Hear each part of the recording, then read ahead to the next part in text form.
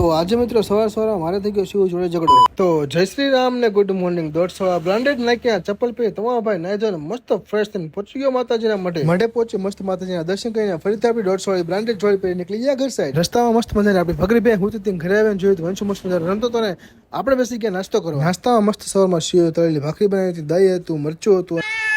Many બેને ભાખરી નાખીને મસ્ત મજાનો નાસ્તો કરીને હું વંશો આવી ગયા આપણી દુકાને. અને આ છે મિત્રો સોનગઢની પ્રખ્યાત હિંગ, એટલે કે આપણું પોતાનું મેન્યુફેક્ચરિંગ છે.